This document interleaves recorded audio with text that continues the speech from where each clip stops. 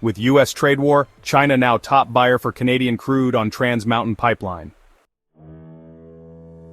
China has emerged as the top customer for Canadian oil shipped on the expanded Trans Mountain Pipeline, ship tracking data showed, as a U.S. trade war has shifted crude flows in the year since the pipeline started operating.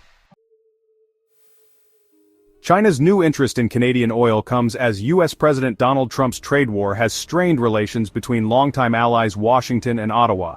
It also reflects the impact of U.S. sanctions on crude from countries like Russia and Venezuela. Canada is the world's fourth largest oil producer, but its main oil-producing province of Alberta is landlocked with limited access to tidewater ports. That means the bulk of Canadian oil, about 4 million barrels per day or 90%, is exported to the U.S. via pipelines that run north-south. The $34 billion or $24.4 billion US dollar Trans Mountain is Canada's only east-west oil pipeline. It carries oil to the Pacific coast, where it can be loaded onto tankers for export. The expansion, which began operations on May 1, 2024, tripled the pipeline's capacity to 890,000 barrels per day. This opened up new opportunities for Canadian oil along the U.S. West Coast and in Asian markets. While oil is currently exempt from U.S. tariffs, Canada has sought to diversify its exports.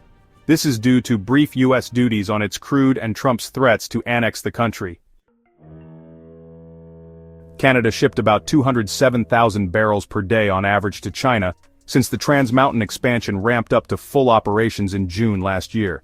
Ship tracking data on Kepler showed that this was a huge increase from an average of about 7,000 barrels per day in the decade to 2023. The United States took about 173,000 barrels per day from the pipeline in the same period. China's top spot as the TMX buyer defies some early expectations that the United States would be the biggest buyer of crude shipped via the pipeline, which is owned by the Canadian government. Many expected its barrels to land on the West Coast versus Asia, which has access to cheaper Russian oil.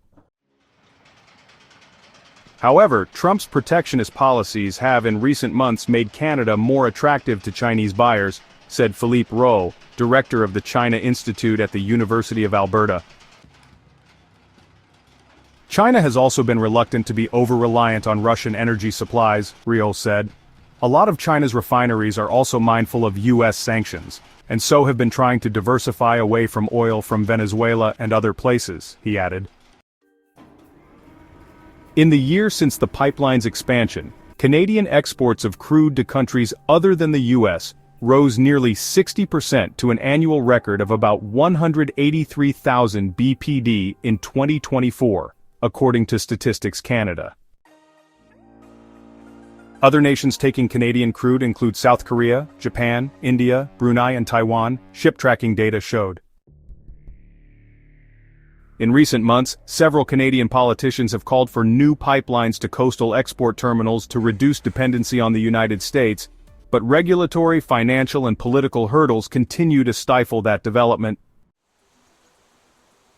TMX was about 77% full on average in 2024, according to documents it filed with the Canada Energy Regulator, below the 83% the company forecast, in part due to the high tolls the operator has been charging to make up for cost overruns during construction. The pipeline is expected to be 84% full this year and ramp up to 92% in 2027. Its operator, Trans Mountain Corp., has said it is looking at expansion projects that could add between 200,000 and 300,000 barrels per day of capacity to the system. Given China's increased desire to find new, stable supplies of crude, the bulk of any additional capacity on TMX is likely to go to Asia rather than the U.S. West Coast, said Skip York, chief energy strategist with Turner, Mason & Company. I think you're going to see virtually all of those incremental vessels flow west for export to China, he said.